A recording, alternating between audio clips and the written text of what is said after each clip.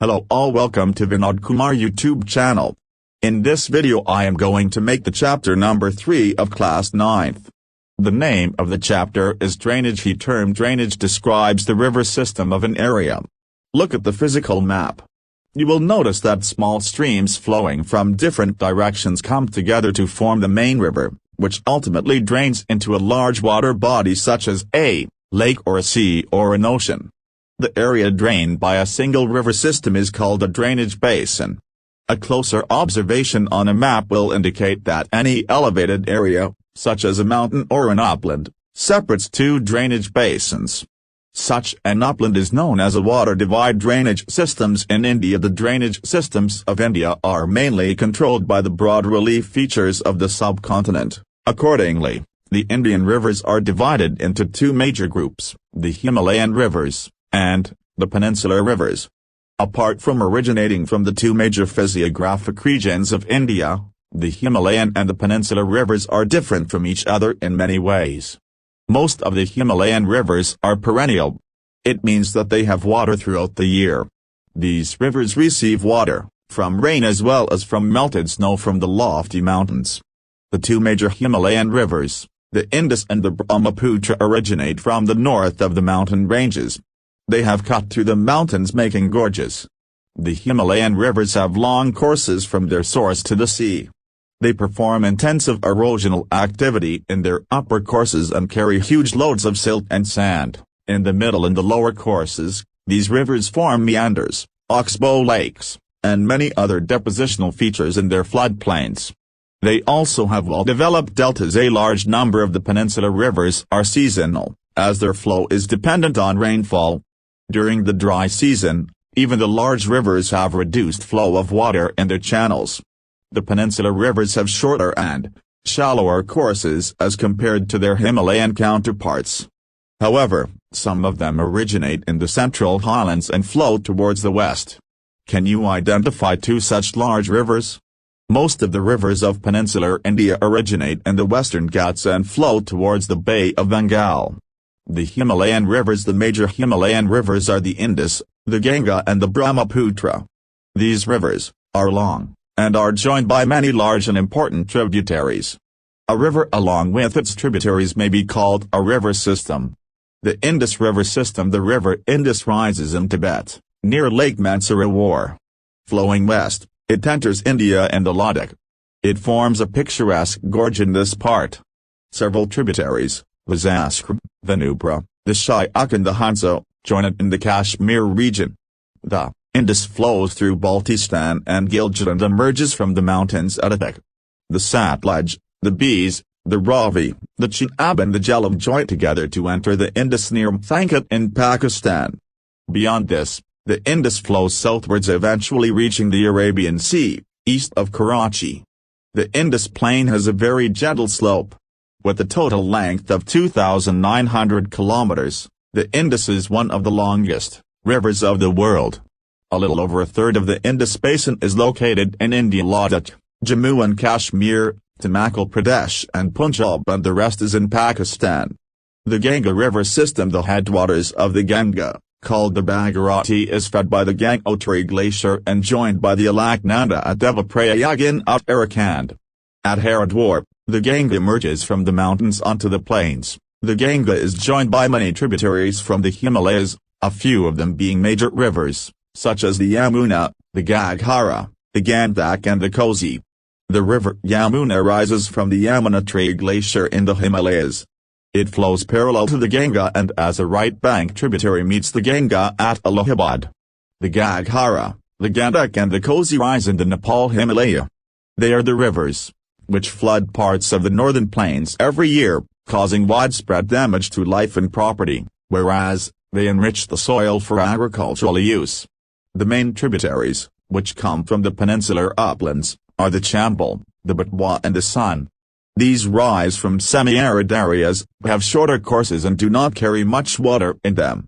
Find out where and how they ultimately join the Genga, enlarged with the waters from its right and left bank tributaries. The Genga flows eastwards to Farakka and West Bengal.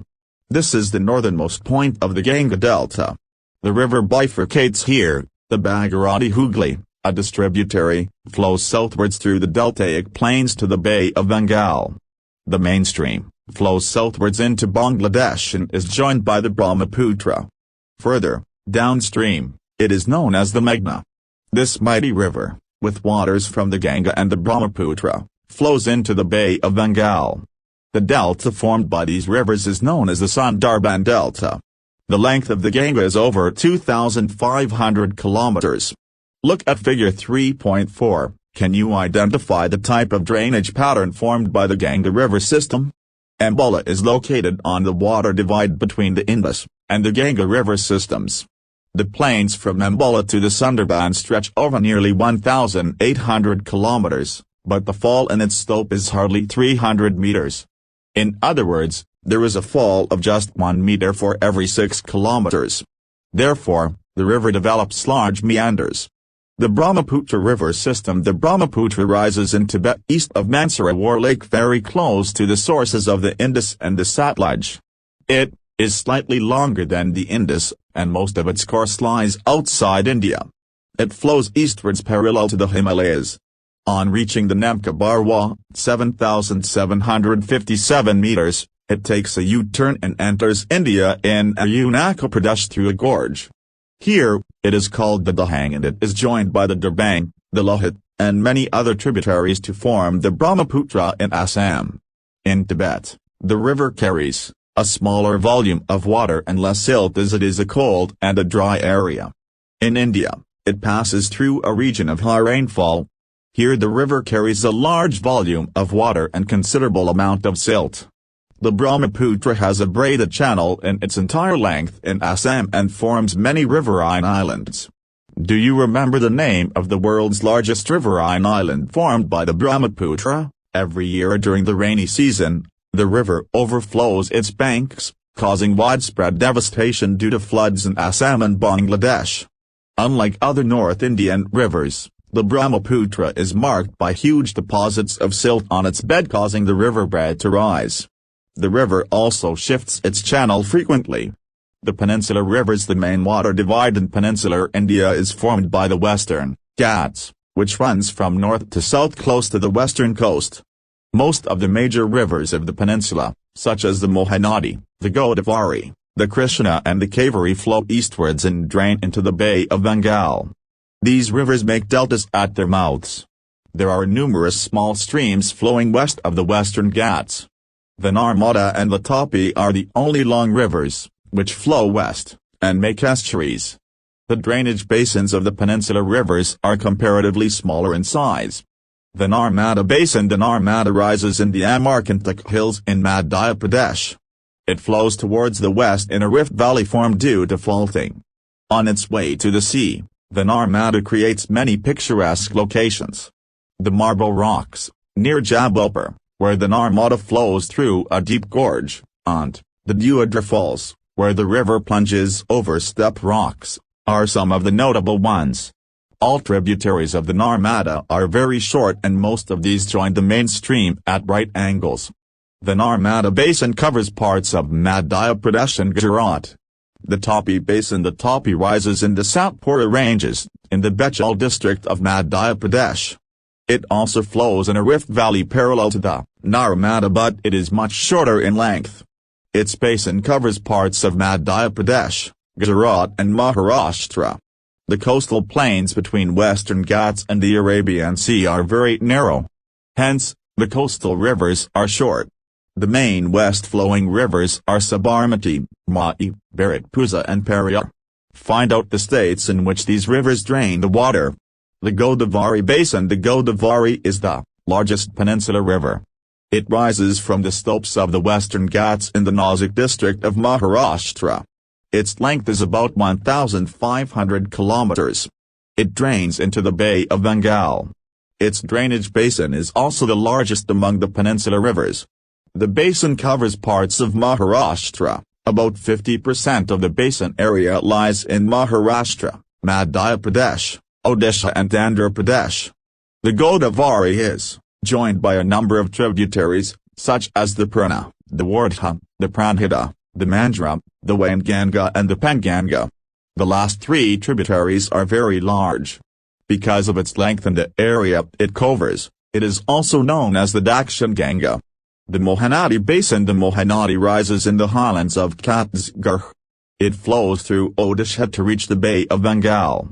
The length of the river is about 860 kilometers. Its drainage basin is shared by Maharashtra, Chhattisgarh, Jharkhand, and Odisha.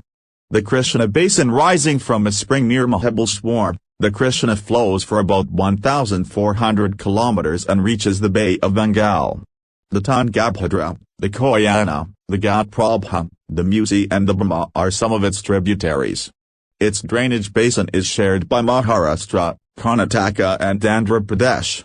The Kaveri Basin. The Kaveri rises in the Brahmagiri range of the Western Ghats and it reaches the Bay of Bengal in south of Cuddalore in Tamil Nadu. The total length of the river is about 760 kilometers. Its main tributaries are Amravati, Bhavani, Himavati and Kabini. Its basin drains parts of Karnataka, Kerala and Tamil Nadu.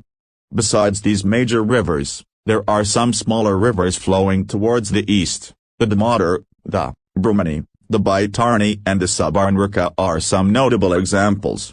Locate them in your atlas. Lakes. You may be familiar with the Valley of Kashmir and the famous Dal Lake, the houseboats and shikaras, which attract thousands of tourists every year. Similarly, you may have visited some other tourist spot near a lake and enjoyed boating, swimming and other water games. Imagine that if Srinagar, Nainital and other tourist places did not have a lake, would they have been as attractive as they are today? Have you ever tried to know the importance of lakes in making a place attractive to tourists?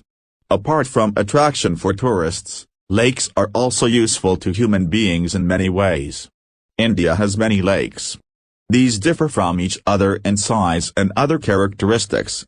Most lakes are permanent, some contain water only during the rainy season, like the lakes in the basins of inland drainage of semi-arid regions. There are some lakes which are the result of the action of glaciers and ice sheets, while others have been formed by wind, river action and human activities. A meandering river across a floodplain forms cut-offs that later develops into oxbow lakes. Spits and bars form lagoons in the coastal areas, for example the Chilika Lake, the Pulicat Lake and the Kolaru Lake. Lakes in the region of inland drainage are sometimes seasonal, for example, the Sambhur Lake in Rajasthan, which is a saltwater lake. Its water is used for producing salt. Most of the freshwater lakes are in the Himalayan region. They are of glacial origin. In other words, they formed when glaciers dug out a basin, which was later filled with snowmelt. The Wular Lake in Jammu and Kashmir, in contrast, is the result of tectonic activity. It is the largest freshwater lake in India. The Dal Lake, Bhimtal, Nainital, Loktak and Barapani are some other important freshwater lakes. Apart from natural lakes, the damming of the rivers for the generation of hydropower has also led to the formation of lakes, such as Guru Gobind Sagar, Bakran Angel project. Lakes are of great value to human beings. A lake helps to regulate the flow of the river. During heavy rains, it prevents flooding, and during the dry season, it helps to maintain an even flow of water. Lakes can also be used for developing hydropower. They moderate the climate of the surroundings, maintain the aquatic ecosystem, enhance natural beauty, help develop tourism and provide recreation. Role of rivers in the economy. Rivers have been of fundamental importance throughout the human history. Water from rivers is a basic natural resource, essential for various human activities. Therefore, riverbanks have attracted settlers from ancient times. These settlements have now become big cities. Make a list of cities in your state which are located on the bank of a river. Using rivers for irrigation, navigation, hydropower generation is of special significance, particularly to a country like India, where agriculture is the major source of livelihood of the majority of its population. River pollution. The growing domestic, municipal, industrial and agricultural demand for water from rivers naturally affects the quality of water. As a result, more and more water is being drained out of the rivers, reducing their volume. On the other hand, A heavy load of untreated sewage and industrial effluents are emptied into the rivers. This affects not only the quality of water but also the self-cleansing capacity of the river. For example, given the adequate stream flow, the Genga water is able to dilute and assimilate pollution loads within 20 kilometers of large cities. But the increasing urbanization and industrialization do not allow it to happen, and the pollution level of many rivers has been rising. Concern over rising pollution in our rivers led to the launching of various action plans to clean the rivers. Have you heard about such action plans? How does our health get affected by polluted river water? Think about life of human beings.